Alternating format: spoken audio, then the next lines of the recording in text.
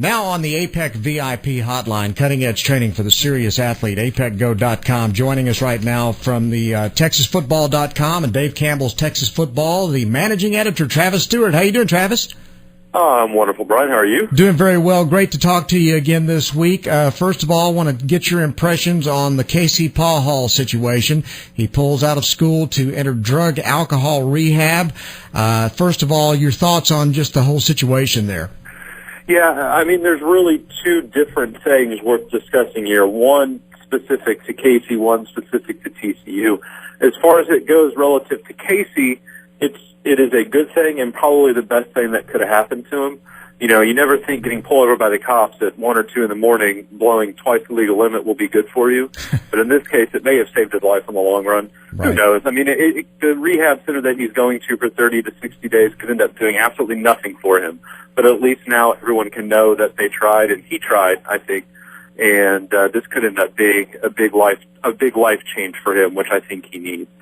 Secondly, what it does for TCU, I don't want to speak with too broad a brush, but realistically, this is more or less going to relegate them to the role of spoiler for the rest of the season.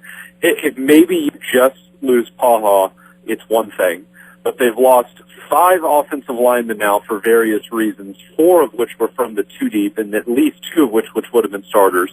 They've lost their top 2 running backs, one in the offseason, and Wayman James for the season with an injury, and Matt Tucker, their 3rd string, is injured. They've lost 3 linebackers, all at one linebacker spot, and they only run a 4-2-5, so that means they've got a 4th stringer standing next to Kenny Kane. And then they've lost their starting defensive end for the season with a knee injury. And all of this, most of this hit before they even started Big 12 play, and the ones that came after they started Big 12 play didn't have anything to do with things that happened on the field. It has been an absolutely dizzying array of personnel losses, and I can honestly say that it is either right there or in first place for things I have never quite seen before. It's been amazing. Long term, though, this is a big moment for TCU football because the decision could have been to slap Casey on the wrist, and Gary Patterson would have taken all kinds of abuse nationally. This seems like the right thing to do as far as the program and Casey Paul are concerned.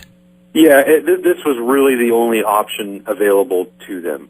You know, if you're testing positive for marijuana 3 or 4 times, it's bad, and I think you should be getting some help. But a lot of coaches and people around the country won't agree with me. But when you're getting arrested for DWIs right after you just came out of an offseason in which you admitted to measured, but it doesn't matter, hardcore drug use, those are decisions that not only hurt yourself, but especially in the case of DWI, can hurt other people. So you've kind of lost the ability to, as you said, slap on the wrist or sweep it under the rug or say we're going to bide our time. That essentially forced everyone into immediate action. And, you know, Bryan, I think most of us are all pretty jaded in the world these days after following sports as long as we have. We think, well, they had to do it. They didn't have a choice. You know, he done so many things wrong. You know, they had to do it to save face, whatever. But more than likely, there's a substantial element from Patterson, the coaching staff, and the schools that they really just care about the kid and they want him to get his head right.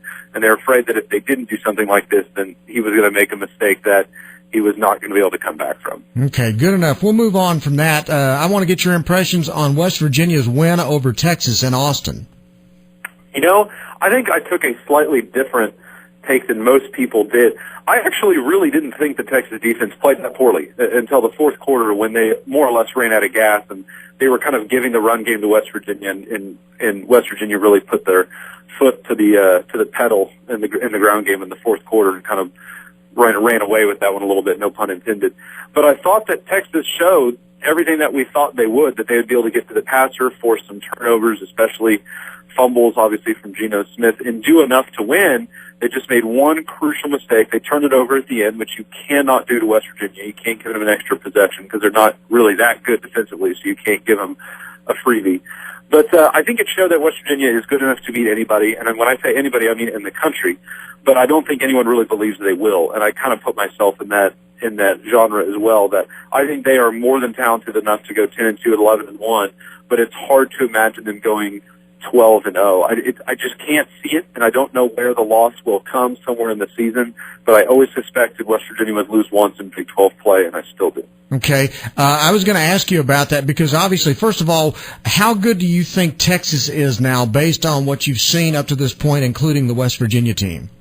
I think they're pretty good. I mean, they played a pretty close one against Oklahoma State that they could have lost, which I think is not necessarily a horrible outcome considering it was on the road, and Oklahoma State vacillates somewhere between pretty good and a little average, and they've kind of been that way from time to time over the past couple of years. But the loss to West Virginia just doesn't really faze me because I think that team is pretty salty.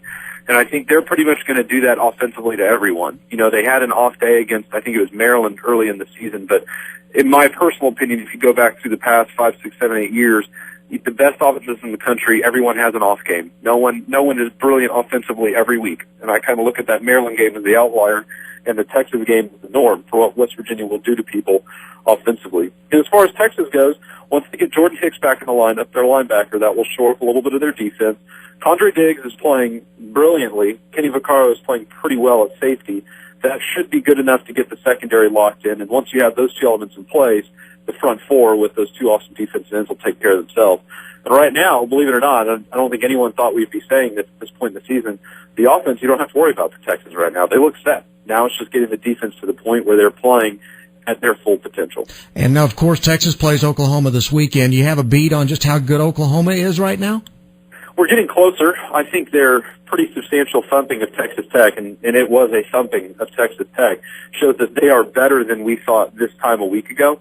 But I still think the biggest X's and O's matchup on the field for Red River this weekend will be the Oklahoma offensive line, which I don't think is very good. Even after the Texas Tech game, I don't think they're that good, against the Texas defensive line with those great defensive ends and a serviceable interior of the defensive line.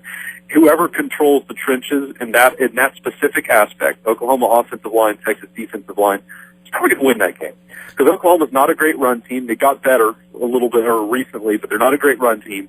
And if Texas can more or less eliminate the run game, you're forcing the ball into Landry Jones' hands. And even though he has traditionally been good against Texas, he has not been as good as everyone was hoping at the start of the season. He has not looked like a Heisman guy yet, and I think that's a matchup Texas can win. Do you think he's ever going to look like a Heisman guy?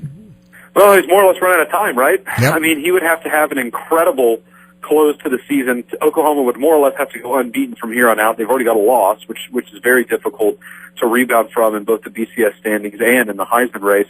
And with a guy literally just a couple spots over in the conference and Geno Smith playing the way he is, it would be very difficult to imagine him getting back into the equation. All right, gut feel then, who do you think wins the ball game this weekend? Man, in my mind, it's still a huge toss-up. There's a lot of toss-up games this weekend for Texas teams.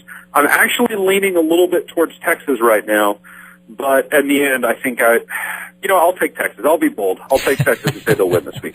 All right. And then we'll talk about the non-Big 12 Texas school. Texas A&M goes on the road. They beat Ole Miss. A lot of Aggie fans all excited about that. I'm less than impressed because Ole Miss has lost 16 straight SEC games. Granted, they came from behind and they won on the road, and that's a good thing. But the way this thing is shaking out, I think A&M's getting an incredible break with their schedule. A lot of teams that were supposed to be good haven't been, and they still, what it looked like it was going to be a really formidable SEC West, now looks like, it could be Alabama and the rest of the gang, and they've got a chance to have a really strong year. What is your impression of A&M right now? Well, I think the team that they barely survived last week also lost to Texas by 30, right. And I don't think we can just overlook that. However, A&M was in a great position to beat Florida in their first ever SEC game, was in a great position to beat Florida, and right now Florida's looking like aces. So you can dice up the schedule a number of different ways. I agree that the schedule is panning out to be easier than anticipated because Auburn's miserable. Ole Miss is actually slightly better than we thought, but not by a whole heck of a lot. Mississippi State, I still think they're going to end up being a pretender, even though they're 5-0. They just haven't played very much yet. But LSU's playing a little bit underwater, and Arkansas obviously completely came undone. So that one is almost an outlier. It's so ludicrous. So their schedule is breaking out to be a little bit easier, but at the same time, you can only play who you got, and I'm sure they will take that with a freshman at quarterback in Johnny Manziel. The biggest thing that they should be pleased about was that their ground game finally came alive with Ben Molina last week, and it had been puttering along up until that point. And when that erupted, that made life a little easier, I think, on Manziel and the rest of that offense. So if that ground game continues to produce, they could end up being more along the lines of 8-4, 9-3, which I think everyone would consider a colossal victory for them in their first year in the SEC. If not, then they'll be closer to 7-5, which is what we predicted them to be all along. Yeah, I mean, right now they're beating the teams they're supposed to beat. And that's all you can ask them to do, right? I mean, these kids go out there and they look at a team across from them and say, we can't worry about LSU or Alabama or Florida. We know this week we have Ole Miss. We have to take care of business. They almost didn't last week. But again, in some spots, it's still a pretty young team, especially at the most critical one at quarterback. So I think the most important thing for them is to go out, get experience against those top teams, give everyone the best shot you get, or the best shot you have, run the ball well, play some good defense, and then just let the chips fall where they may. All right, what's on your radar high school-wise? Well, there's a bunch of big games going on this week. You know, obviously, I think Longview's got a big one with Rockwell Heath this week.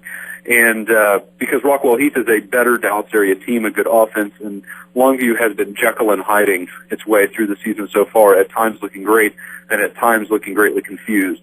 So I think this will be a big opportunity for them if they can get a big win to stabilize things a little bit.